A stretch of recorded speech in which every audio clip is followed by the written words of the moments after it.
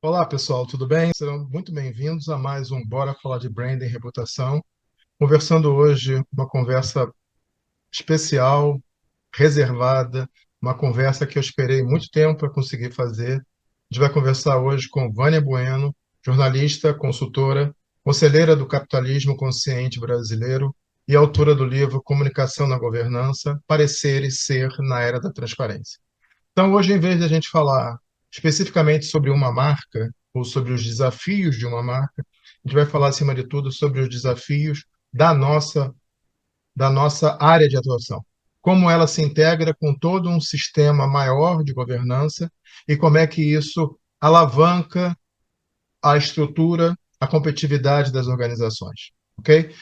Em um minuto a gente vai trazer a Vânia para cá, mas antes disso eu queria só te lembrar que o Bora Falar de Branding e Reputação é um projeto acadêmico patrocinado pela Caliber Brasil, uma consultoria internacional especializada na gestão da reputação corporativa, e que o nosso único objetivo, o nosso propósito, o nosso DNA é de fazer levar até você, que de alguma maneira é um estudante ou um profissional da área de comunicação, marketing, sustentabilidade, relações públicas e tudo que gravita em torno do ecossistema de gestão de marca, levar esse conhecimento, principalmente ouvindo direto da voz das pessoas que fazem acontecer no mercado, tá bom? Se você curte o Bora, peço para que clique aqui embaixo, dê o seu joinha, que isso de alguma maneira alavanca o algoritmo, para que essa mensagem chegue a um número maior de pessoas. Você também pode compartilhar para aquelas pessoas que você entender que essa conversa fala muito a respeito, traz muita informação acima de tudo, tá bom? Então, em um minuto com vocês, queria mostrar aqui a autora desse livro, Vânia Bueno, Comunicação e Governança, Parecer e Ser na Era da Transparência. Um grande abraço, até já.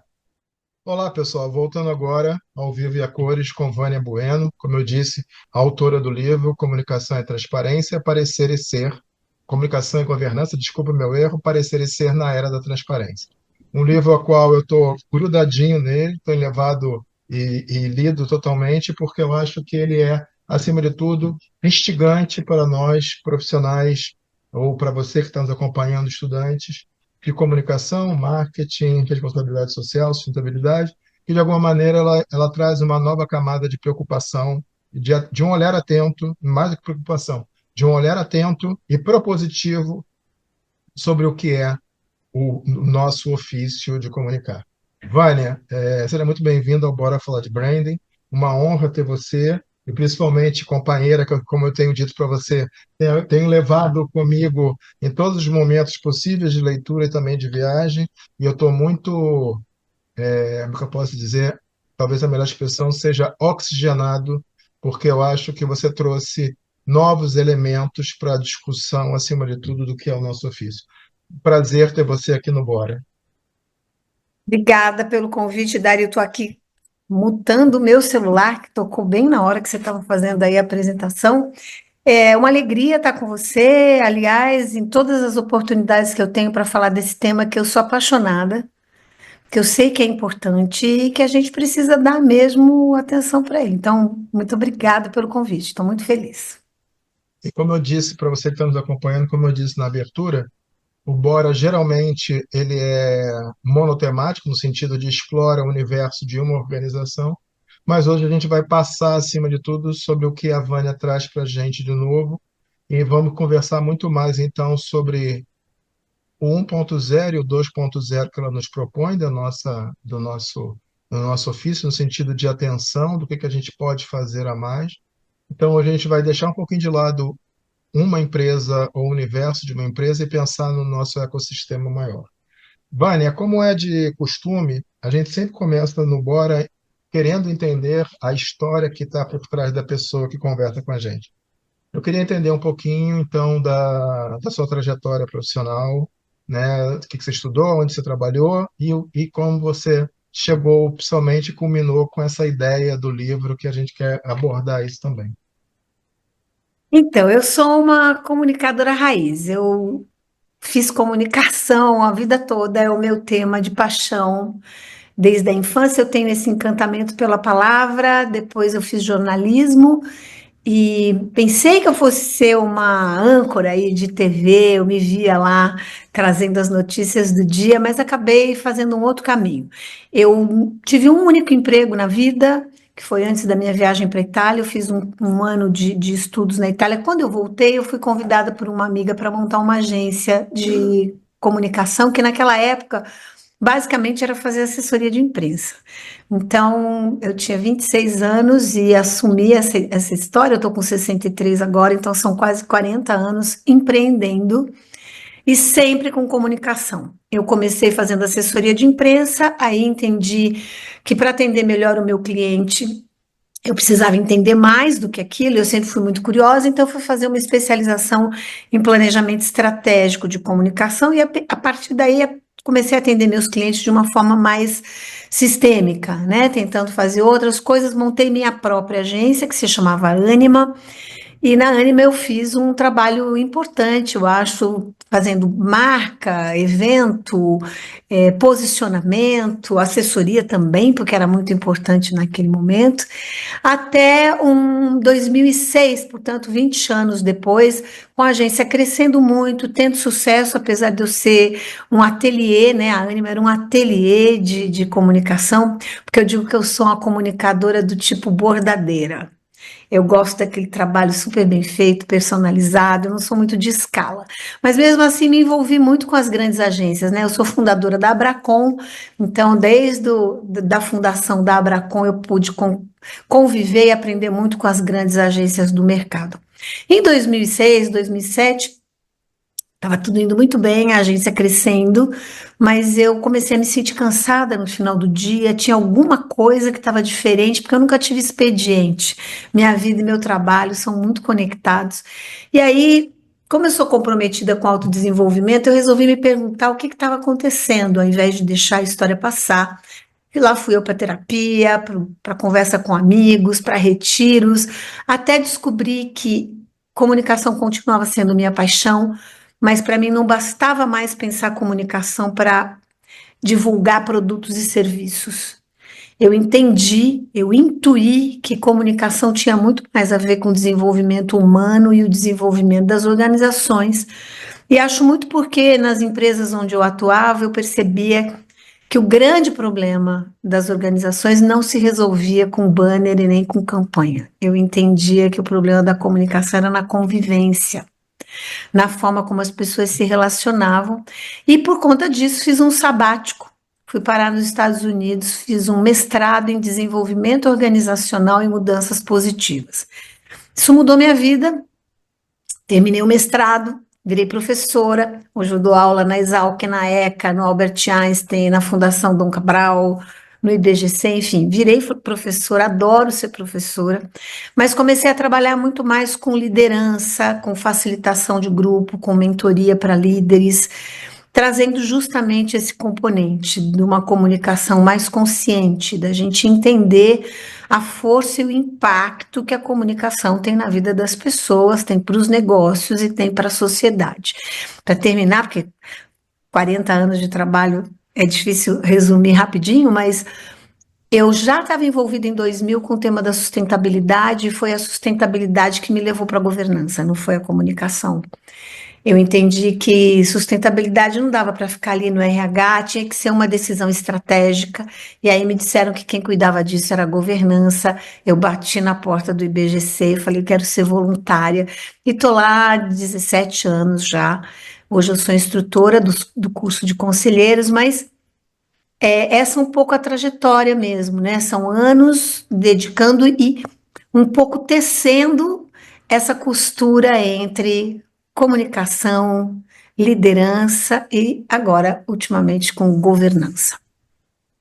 Se você que está nos acompanhando perdeu alguma parte, volta porque talvez essa seja uma das melhores introduções de todos os quase 100 boras falar de brand e reputação que nós temos.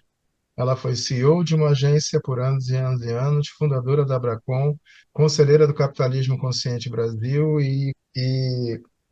a maneira como ela falou, no primeiro ela se apresentou como voluntária e hoje tem, está dentro do grande time do IBGC, Instituto Brasileiro de Governança Corporativa, culminando no livro que junta a comunicação com governança. Vânia, eu vou usar aqui algumas partes do nosso, eu já ia falar do nosso, estou me apoderando. Eu estou tão perto dele que eu já acho que ele é um pouquinho meu também. Só que não, famoso só que não. Né? Vânia, eu vou usar algumas partes do seu livro para a gente fazer reflexões, tá? Tá. Por exemplo, no seu livro, logo no início eu achei uma coisa interessante, né? Você sustenta, né, que o atributo entre o ser e atuar de forma transparente deixou de ser uma escolha das organizações e passou a ser algo que seja exigência da sociedade. E eu conjugo do mesmo olhar. Ele, porém, ser transparente dentro de um mega ecossistema de públicos, ele não é uma tarefa simples, porque às vezes eu posso ter dentro do mesmo ecossistema expectativas muito diferentes com relação à organização, né? Então, simples não é, mas por outro lado, todos nós da sociedade demandamos esse grau de transparência acima de tudo.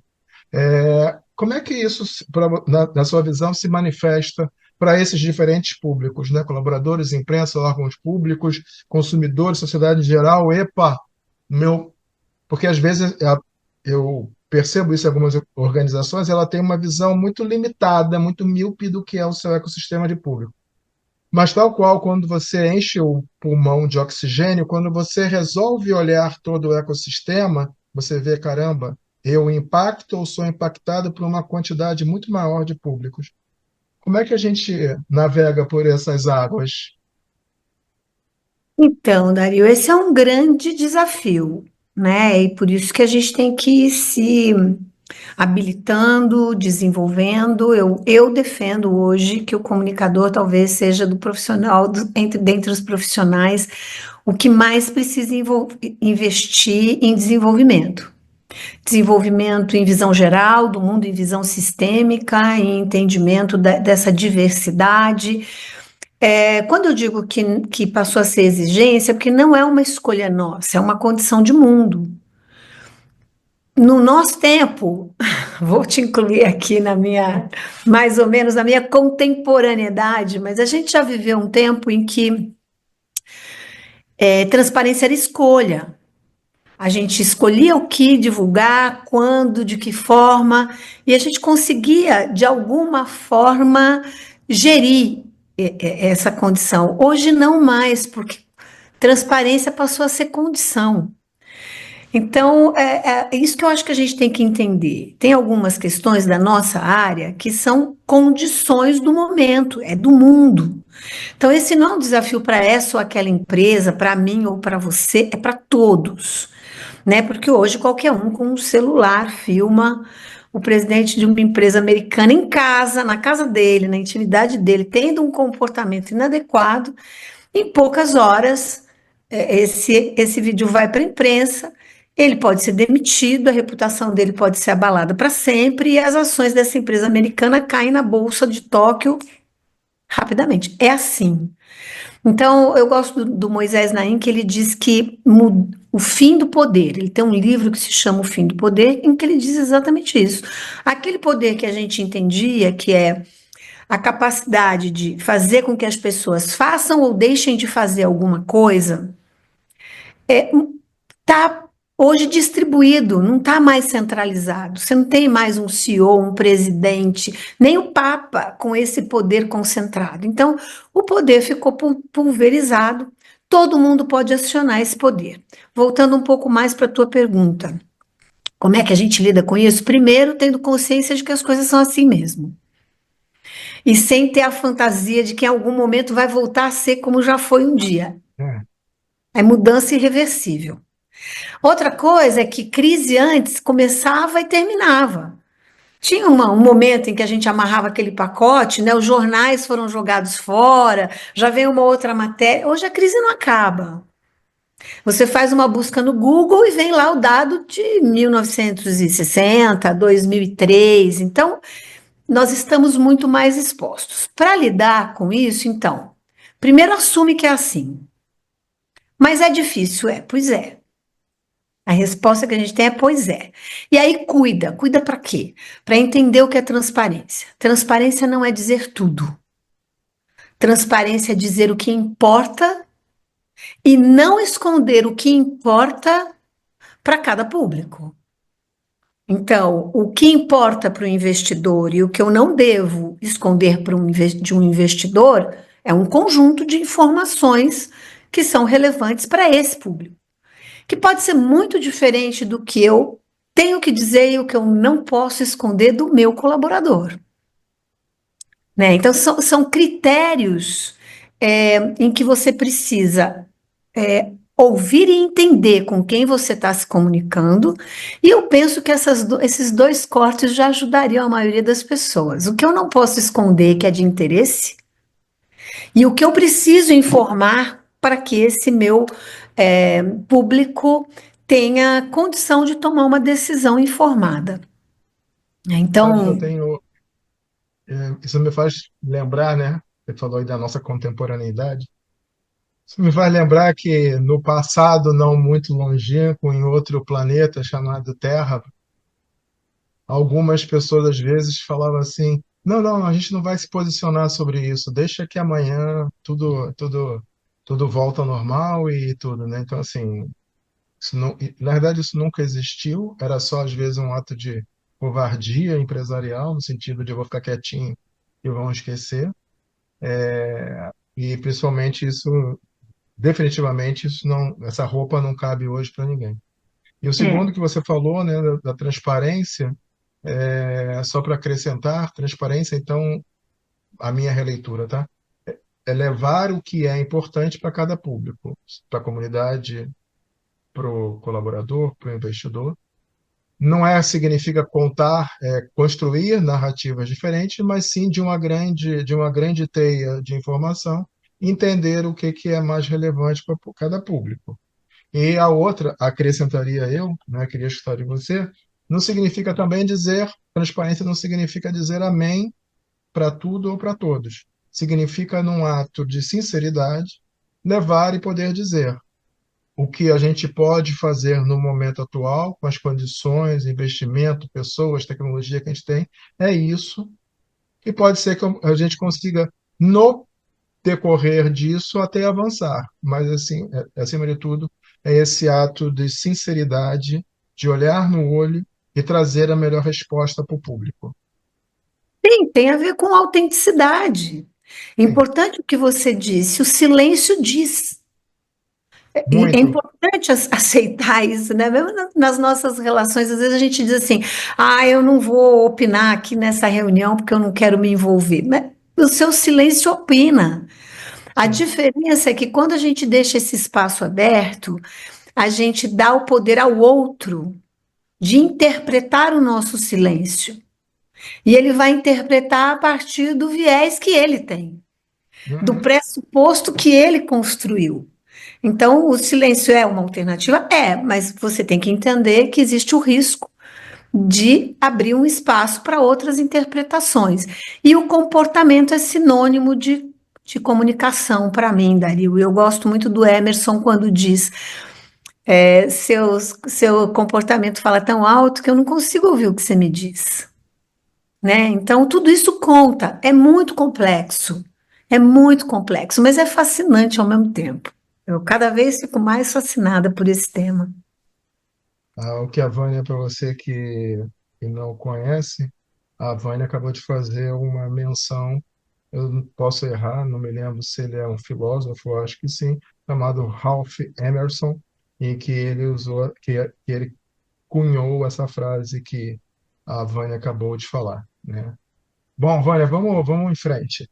Ainda dentro do mesmo tema, um pouquinho à frente do livro, você diz assim, ó, parecer e ser pode ser até que pareça um debate filosófico, né? Que a gente volte lá à praça da Roma antiga para falar sobre isso. Mas na realidade isso é uma realidade incontornável para hoje, né? A reputação ela se molda nisso entre o que eu falo e o que efetivamente faço. Não adianta eu ter um discurso bonito e uma ação vazia, por exemplo. né? Queria escutar mais de você sobre isso, o parecer e ser. Esse é um paradoxo do momento, né? E aí vale a pena a gente até deixar claro que assim, existem dilemas. Dilemas são questões que a gente tem no dia a dia que exigem um ou, uma escolha entre uma coisa ou outra. Então, são dilemas. Quando as escolhas são excludentes. No passado, antes da internet, antes dessa transparência compulsória, a gente tinha um dilema: pareço ou sou? O que eu vou investir? Eu vou dizer para você, como dos anos que eu tive de experiência, que por muito tempo a comunicação foi usada só para aparecer. Tem um pouco uma pegada de marketing aí, né? Tem um pouco um fundo, e eu não estou aqui para fazer juízo de valor, não, tá? Mas quando a gente parte de um princípio que o marketing é para criar necessidades e que o importante é criar imagem, por muito tempo isso se sustentou, e por muito tempo nós, comunicadores, desenvolvemos, né? Nos tornamos experts em criar imagem, em desenvolver uma identidade, né, uma ideia do que o outro é, então ajudar as empresas a aparecer. E aí vou até te contar um episódio que me lembrei agora. Quando foi que eu resolvi mudar a minha chave? Lembra naquele tempo que eu estava lá indecisa? Faço o quê? Estou cansada, não sei o que está acontecendo. Teve uma reunião que foi muito clara para mim. Eu sentei com um prospect para um futuro cliente, né? Tinha acabado de fechar o contrato, e aí ele disse assim para mim: então, eu quero que você me faça parecer ser sustentável, ser transparente, ser inclusivo. Na época, acho que nem era essa palavra, mas o sentido Uhum. era mais ou menos esse. E eu fiquei pensando comigo e eu respondi para ele meio assim, de bate pronto. Falei, tá bom, se você for tudo isso, eu conto. Claro, E claro, foi nessa reunião, quando eu saí dessa reunião, que eu senti uma clareza do que estava acontecendo comigo. entendi. Não me bastava mais fazer um trabalho para que as organizações parecessem ser. Eu queria trabalhar com elas, então, para ajudar, para que elas sejam, para que elas fossem aquilo que elas querem parecer. Então, aí, nesse caso, vem o paradoxo. O paradoxo é quando você tem duas alternativas, mas nenhuma delas pode ser excluída. As duas têm alguma verdade. É a mesma coisa, por exemplo, de falar entre preço e qualidade. Se você opta em ter só preço, provavelmente você vai perder a qualidade e isso pode fazer você perder o seu negócio. Se você investe só em qualidade, você vai ter o melhor produto do mundo, mas ele pode ser inviável do ponto de vista de negócios. Então, você precisa compor essas duas ideias. Então, são paradoxos. E cada vez mais o nosso mundo está cheio de paradoxos: curto prazo e longo prazo, lucro e responsabilidade. Né? Como é que eu produzo e ao mesmo tempo sou sustentável? E eu acho que esse é um paradoxo que eu abracei e que eu estou trazendo, que a gente precisa parecer e ser. Não basta uma Ótimo, coisa ou outra só separada, ótimo, não para em pé. ótimo, ótimo. E ainda sobre o parecer e ser, eu sou profissional oriundo da área de marketing, né? E uma coisa que sempre me deixou muito chateado, e eu acho que vem de encontro a essa sua percepção, que é assim, às vezes, e isso a gente escuta até hoje, seja para a empresa, seja para político, seja para não sei o que, que é, isso é só marketing, sabe? Assim, porque parece, mas não é. Não sei se os mais velhos vão lembrar do Denorex, que tinha justamente esse slogan, né? Parece, mas não é. Bom, vamos em frente. Queria fazer uma provocação. Na sua opinião, governança e reputação são dois lados da mesma moeda? Ou seja, um fortalece o outro? Você concorda? O que você acha sobre isso? Olha, eu acho que as duas coisas são absolutamente intrínsecas, no sentido de que, se a gente entender o que é governança primeiro, né? E aí você disse que tem alunos aqui e tal, vou pedir aqui um parênteses para dar esse passinho atrás, porque hoje se fala muito em governança. Eu estou feliz em ver em todo lugar essa palavra surge. E eu acho importante entender que governança eu tenho usado esse termo, assim, é a arte de fazer acordos e a competência de criar um sistema para que esses acordos se cumpram. Então, por que comunicação e governança estão tão próximos? Porque para fazer acordos, você precisa ouvir e falar, né? As duas partes ou mais têm que trazer aí seus pontos de vista, suas diferenças, e é a partir dessa escuta e dessa troca que a gente pode negociar e criar um acordo. Como vamos lidar com esse interesse que é comum a todos nós? E isso tem que ser manifesto num texto, de alguma forma esse acordo tem que se manifestar. E aí a gente precisa dos sistemas para avaliar se isso está sendo cumprido. Então, por exemplo, vale a pena lembrar aqui que quando a gente faz uma listinha de quem vai lavar a louça em casa na semana, ou a hora que você combina do seu filho chegar depois do programa dele, é governança, no sentido mais puro. É um combinado que a gente faz. A regra do seu condomínio é governança. Os critérios para passar no Enem ou para passar na faculdade tem uma governança. Você tem um horário, você tem um número de presença que você precisa ter, você tem que prestar conta, você tem que fazer prova, você tem uma linha de corte. Então, tudo isso é governança. E essa é uma mensagem que eu tenho trabalhado bastante, porque acho que isso desmistifica um pouco a ideia de que a Verdade. governança é só conselho de administração, de que governança é burocracia, é custo. Sim, o conselho de administração é muito importante. A burocracia e os controles também são em certa medida. Mas essa é uma segunda etapa. A governança, na verdade, existe para cumprir, para criar acordos.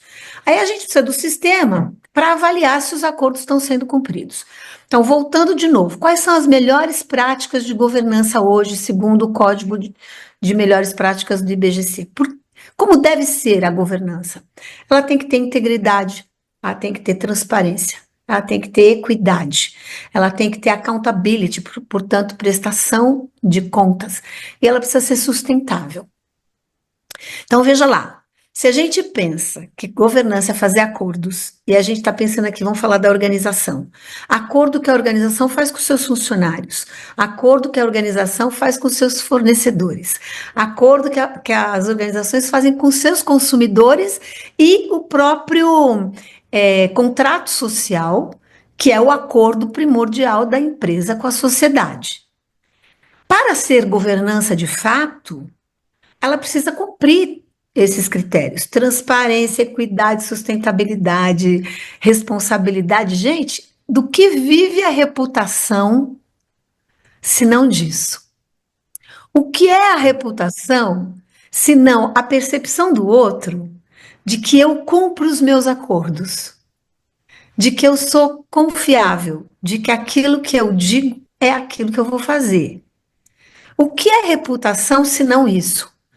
A percepção de que os contratos que eu tenho em todos esses níveis são respeitados por mim, são consistentes ao longo do tempo, são coerentes. Então aí entra a história da comunicação, né? Eu digo uma coisa, publico algo e aí eu tenho uma atitude. Então eu costumo dizer, Dario, que como é que a gente avalia se uma organização tem governança ou não? Se a governança que aquela empresa tem é eficaz? Porque a gente viu recentemente aí vários casos de empresas Sim. que protocolarmente cumprem Pareciam, governança. não, acho que pareciam ter, e acho que efetivamente tem. Pareciam ter governança. Ah, eu faço relatório, eu publico, eu presto conta, tarará, mas quando a É. gente foi ver, não era, né? Só parecia, mas não era. Então, como governança é um tema sutil, né, subjetivo, para mim, a medida, você quer saber se uma empresa tem uma governança eficaz? Tira a medida entre o discurso e a prática. Ah, Ó, dizer que o discurso e a prática vão estar juntos, vamos combinar que é quase impossível, porque nós somos humanos, a gente erra, a gente falha, enfim, tudo bem, vamos entender a nossa humanidade. Porém, se essa distância entre o que eu falo e o que eu faço é menor, eu tenho uma governança atuando ali bem. Se a distância é muito grande, a governança não existe. E aí eu acho que essa medida é a reputação. Essa medida entre o que eu falo e o que eu faço se expressa na reputação. Faz sentido para você? Você que trabalha com isso? Eu estou aqui criando com você Não, esses. eu acho uma leitura interessante, né? Eu acho uma outra forma principalmente de vinculação de governança e reputação, acho que é bem interessante. Vou tentar me aprofundar mais nisso, eu vou voltar a falar contigo. Vânia, os mais novos pesquisem no Google. Mais ou menos em 77, Caetano Veloso escreveu uma música, dizia e tinha uma frase que é: quem lê tanta notícia, né? Mal sabia ele e mal sabíamos todos nós que a gente ia viver num mundo com excesso de informação e, infelizmente, de desinformação, né? Essa frase, quem lê tanta notícia, sempre me ficou na minha mente quando eu vejo os grandes jornaleiros, bancas de revista, né, com um fractal de informação de turismo, culinária, moda e por aí vai. Mas, infelizmente, da mesma proporção, se abriu também um grande veio para a difusão de informações não tão úteis ou completamente fora de contexto. Como é que você vê o papel da comunicação em tempos de incerteza? Olha, eu acho que como eu disse no início, eu acho que é um dos lugares mais desafiadores hoje. Primeiro, porque todo mundo se acha comunicador, Nossa, né? isso é desde a pré-história, assim. Desculpa te interromper, mas isso também é um tema que me afeta bastante, porque os médicos, é lógico que tem gente também que acha que é médico, né? Mas os médicos têm lá todo o seu conselho, todo o seu. Os engenheiros, só eles fazem pontes. Os economistas sabem a melhor maneira de investir na bolsa. Mas de comunicação e marketing, meio que Todo mundo parece futebol, todo mundo sabe. Todo mundo sabe, né? Desculpa te interromper. imagina, não, é isso mesmo. E antes, essa comunicação era feita em casa, no corredor, lembra? Ninguém leva a mal aí a tal da rádio peão, né? Tava todo mundo conversando no corredor e tal, mas hoje a gente tem equipamento para isso, né? Foi o exemplo que eu dei. Um post daqui chega na China e pode causar um impacto enorme. Então a sensação que eu tenho é que a gente ganhou um poder que a gente não tinha, mas não nos preparamos para usá-lo de forma consciente, de forma responsável. Eu acho que a gente tem um papel muito importante nisso, né? De dar exemplo, de orientar, de informar. Então, numa das entrevistas do livro com o Ricardo Gandur, que é uma entrevista muito boa, ele faz uma definição que eu gosto muito, que ele diz que fake news é comunicação sem governança. E é isso mesmo. Olha, É uma comunicação que você faz, mas que não segue nenhum acordo. Não segue nenhuma regra, não submete a nenhum critério. Eu falo aquilo que eu quero, a hora que eu quero, para quem eu quero. E esse é um grande problema. Porque, veja, aí a gente põe em risco a transparência, a equidade, a sustentabilidade, a verdade, né? Você falou de um mundo de excesso de informação e desinformação. Eu costumo dizer que a gente tem um mundo com excesso de informação e carência de significado.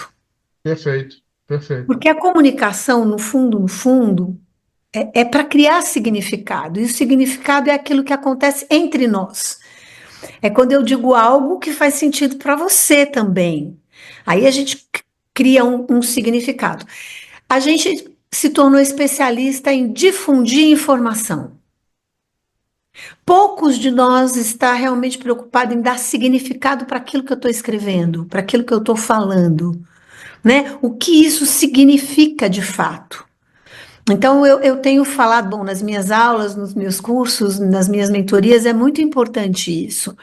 Eu preciso criar significado para aquilo que eu falo e dar significado para aquilo que eu recebo. É como uma dieta, costumo dizer que é uma dieta de comunicação. Se você come tudo que vem para você, você se intoxica, né? Se você comer tudo que tiver na tua frente, em algum momento você vai se intoxicar. O problema é que quando a gente se intoxica, a gente acaba colocando isso no prato do outro também. Então a gente está criando um fluxo aí muito tóxico de comunicação. Eu sou a favor, e o Ricardo Gandur diz que é um caminho que está acontecendo, da revalorização novamente dos veículos oficiais de comunicação, os jornais, as revistas. Por quê? Porque esses veículos têm governança. Tanto que se ele publicar no jornal, no Globo, por exemplo, ou no Estadão, uma notícia Processado. inverídica, você pode processar esse veículo. Por quê? Porque ele tem uma governança. Você consegue chegar até ele, você pede uma retratação. Então, eu sou a favor, eu fico pensando hoje que valorizar os veículos de comunicação oficiais pode ser muito importante nesse processo de lidar com esse excesso, né? E a gente precisa também ser mais parcimonioso, precisa fazer mais curadoria, precisa aprender a checar a fonte. E a gente, como comunicadores, a gente tem que ser exemplo disso, Dário, porque está todo mundo sofrendo desse mal. As pessoas não dão conta mais, né? E isso pode, em alguns casos, gerar danos decisivos. Tem empresa que quebra, tem reputações que acabam, né, por conta desse descuido, dessa falta de responsabilidade com a comunicação. Eu não sei se eu me perdi um pouquinho da pergunta que você me fez. Gostei muito da frase que você usou do Ricardo, que é fake news é uma comunicação sem governança. E também você falou de onde a gente está vivendo um fluxo tóxico. E aí eu anotei aqui, né, aquela velha frase do Uncle Ben, do Homem-Aranha: grandes poderes demandam grandes responsabilidades, né? Exatamente nessa dimensão. Exatamente. A gente ganhou um poder e a gente precisa ter responsabilidade sobre esse poder. Exatamente. Vânia, como é que a gente, estou administrando o tempo aqui, como é que a gente passa, então, na nossa profissão, deixar de ser percebido como um centro de custo e garantir, acima de tudo, a percepção, vamos usar a expressão de um centro, de um gerador de valor, e não um simples centro de custo? Primeiro, porque nós somos geradores de valor mesmo. Eu acho que é esse o primeiro momento. A gente entender que a gente é gerador de valor, E reafirmar. olhar, afirmar, se preparar para isso, estudar para isso, Boa. entender isso profundamente. E nós vamos ter um desafio muito grande, que é comunicar sobre nós mesmos. Como é que eu vou criar argumentos? Primeiro eu preciso me convencer, certo? Eu preciso sair desse lugar. Porque tem eu sempre ouvi muito dos meus colegas, dos meus alunos, assim, eu não, que difícil ser comunicador, porque a gente é tirador de pedido, né? As áreas chamam a gente para dizer o que elas querem e pronto. A gente não é chamado para formular. Estou dizendo aqui no geral, tá, gente? Existem organizações hoje que já passaram, superaram muito isso. Então vamos dar mérito para quem já trabalha de forma estratégica. Mas pensando genericamente, na maioria das organizações, o comunicador ficou nesse lugar de que ele recebe uma tarefa, ele tem que cumprir. E agora, com essa quantidade de meios que o comunicador tem que dar conta de falar com a mídia, tem que falar com a intranet, com o Instagram, com o LinkedIn, a gente não tem tempo para pensar, porque as equipes, quando você é um centro de custo, os investimentos são menores. Você não entra naquela linha de que vale a pena investir aqui porque é importante para o negócio. Não, você é uma equipe ali que é um suporte.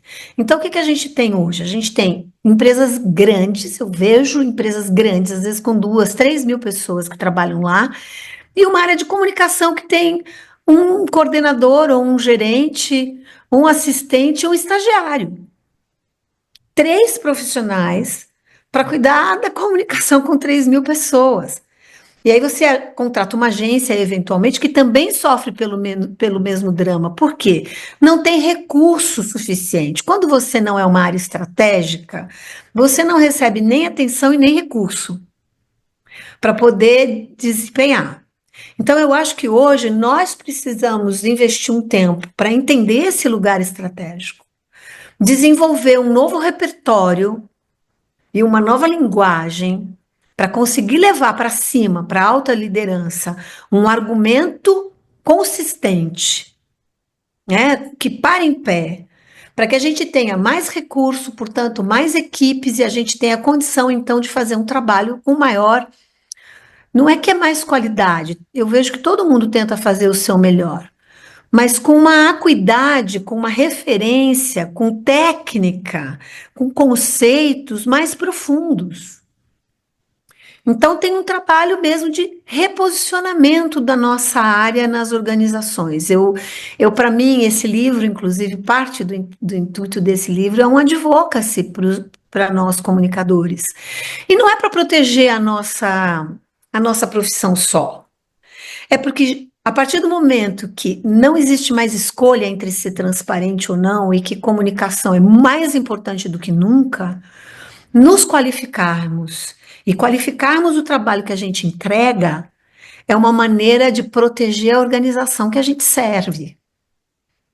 Entende? Porque às vezes você não tem essa estrutura, não faz o trabalho de casa, aí vem uma crise. Quando vem a crise de reputação, principalmente, esse tema vai para o conselho, aí ele sobe para o conselho ou para a alta liderança. Verdade. Normalmente o que acontece?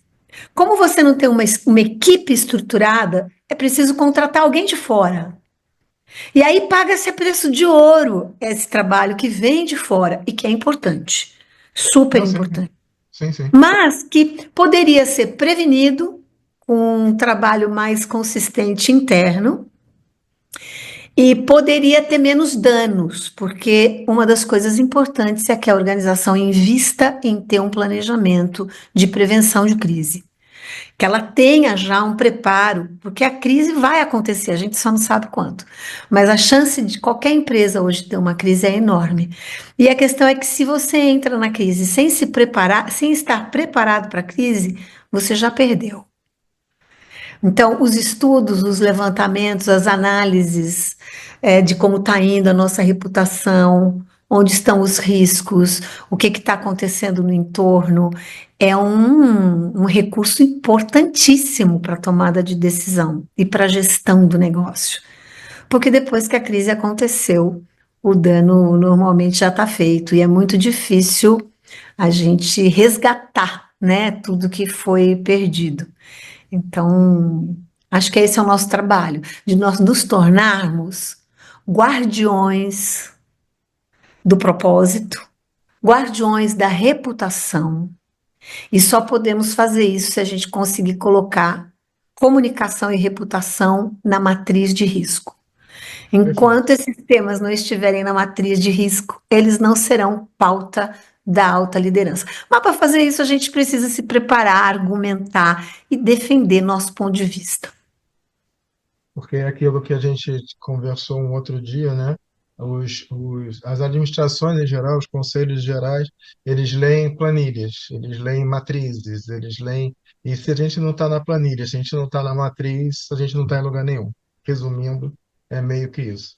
E uma frase que você estava falando, eu estava pensando aqui na frase da nossa própria ministra, né, Marina, que ela sempre falou que é muito melhor investir na prevenção do que na remediação. E o que você está me dizendo é que várias dessas organizações, por não trabalharem proativamente, não trabalham na prevenção e acabam pagando caro, quando possível, na remediação. Querida, a gente está aqui apertado de tempo, respeitando o seu tempo. No seu livro, você acaba entrevistando 18 executivos barra executivas de primeira linha do Brasil, né? Queria pegar assim rapidamente, de novo, só para respeitar o seu tempo, dois ou três pontos que meio que parecem que você vê assim uma linha de consenso entre as visões deles, que a gente não tem explorado ainda. Olha, a primeira coisa é que eu tinha a tese de que sem comunicação não há governança, e eu consegui validar essa tese com todos. Que bom. O Moacir Alstem é muito interessante, porque ele foi o único que disse, não, comunicação existe sem, governança pode existir sem comunicação, mas aí ele complementa dizendo, o que a governança precisa não é de qualquer comunicação, ela precisa da comunicação qualificada. Então, eu consegui comprovar esse ponto de partida que a comunicação é essencial. Segundo fator que eu ouvi de todo mundo é o risco mesmo que hoje se tem. Todo mundo sabe que a reputação hoje é dos riscos mais impactantes para qualquer organização. Ele pode acontecer a qualquer momento, ele é difícil de ser superado, ele pode gerar perdas enormes, então todo mundo tem um certo medo mesmo da crise reputacional e entende que isso deveria estar mais no radar da alta liderança. Todos eles concordam. E acho que o terceiro ponto é a questão da integridade mesmo, sabe? Eu acho que todos estão convencidos de que parecer não basta, né? O parecer e ser é a resposta da integridade, é quando eu consigo estar inteiro. Isso fortalece as ações do dia a dia, isso fortalece a tomada de decisão, isso gera uma cultura forte. É importante a gente falar de cultura, né? Porque eu tenho entendido, Dario, que na verdade a cultura ela precisa ser uma expressão da governança, no sentido de que eu acordei com a sociedade aquilo que eu quero ser, eu digo para o meu acionista o que eu vou entregar, eu prometo para o meu consumidor, faço promessas para o meu consumidor. E aí, se por muito tempo a decisão bastava, porque a gente tinha gestão por decreto, né, alguém mandou e as pessoas vão fazer, hoje isso não existe mais. Então, não basta só decidir, tem que decidir bem, e aí tem que envolver várias camadas de públicos internos e externos para que isso possa de fato acontecer. Então, essa cadeia de cultura, essa cultura mesmo, que é como cada um decide e opera no lugar onde está, é o que define uma cultura e ela precisa ser uma expressão da governança. Então, só para fechar aqui para entender, todo mundo tem que ser agente de governança. Todos precisam se entender enquanto agentes de governança. E não achar que governança é alguma coisa que acontece lá em cima e que não tem nada a ver comigo. Se a gente lembrar aquele incidente terrível, né, do Carrefour, por exemplo, anos atrás, com um segurança terceirizado, gente. Ele nem da organização era, mas sendo um terceirizado, ele gerou um impacto de valor muito grande para a organização. Então, essa cadeia toda hoje tem poder, todo esse grupo, né, tem que ter autonomia, mas mais do que tudo tem que se entender no papel de alguém que é relevante, que tem importância naquilo que faz e que pode gerar impacto. Então, acho que esses três pontos são bem elucidativos. Só para fechar, todos eles também, e o último capítulo do livro fala sobre isso, você não chegou lá ainda, mas é que nem a comunicação, nem a governança são um fim em si mesmos. Sim. Ah, eu faço comunicação bem feita porque eu quero fazer comunicação bem feita ou governança.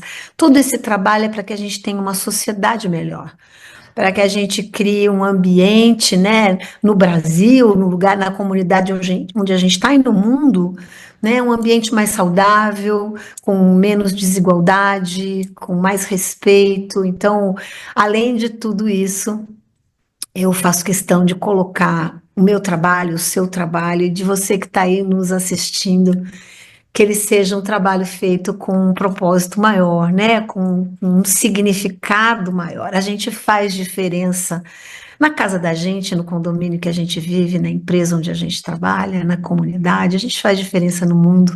E se a gente fizer direitinho, fizer bem feito, fazer a coisa certa, o mundo agradece. E todo mundo recebe algo de volta.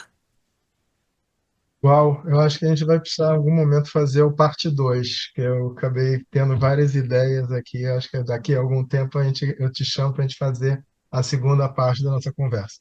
Vânia, alguma palavra, uma frase, uma palavra só para o nosso encerramento, por favor. Estouramos o seu tempo. Imagina, eu agradeço, eu estou muito feliz com esse encontro. Eu espero que alguma coisa que foi dita aqui tenha feito sentido para quem está nos ouvindo, né? Então, dica: o que não fez sentido, gente, deleta, que a gente já tem informação demais. Mas se eu disse, ou o Dario disse alguma coisa aqui que tocou você, que, sabe, acendeu alguma lâmpada, guarda, cuida, vai atrás, procura. Pesquise, porque aí já não é mais o que eu disse, mas é o que você ouviu e que é importante para você. Então, que eu tenha deixado algumas sementes que possam aí brotar, gerar flores e frutos. E voltar aqui quando você me convidar de novo, Dario, vai ser um prazer. Tá bom. Pessoal, a gente teve hoje a oportunidade de conversar. Estou orgulhoso de mostrar novamente o livro dessa pessoa incrível que eu conheci, ela tem 3, 4 meses, que se chama Vânia Bueno, jornalista, consultora, conselheira do capitalismo consciente Brasil e, acima de tudo, autora desse livro com o qual eu estou enamorado, chamado Comunicação na Governança, Parecer e Ser na Era da Transparência.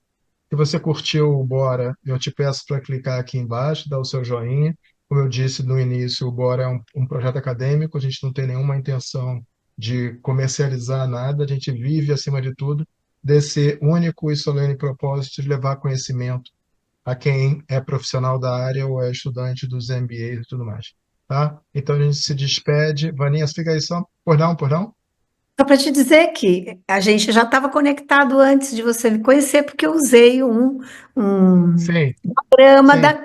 Caliber no meu livro, que me ajudou a explicar um pouco esses conceitos entre parecer e ser. Obrigada pela contribuição que vocês já vêm fazendo, Dario, que a Tá Caliber já bom. vem fazendo. Tá bom. Aguenta só um instantinho aí, só para dar tchau. Pessoal, então com isso a gente se despede de mais um Bora Falar de Branding e Reputação, tendo hoje essa belíssima oportunidade. Se você curtiu, dá aqui o seu joinha e, acima de tudo, recomenda para quem você entender que essa mensagem, esse conhecimento faz muito sentido. Um grande abraço, até a próxima. Tchau. Tchau.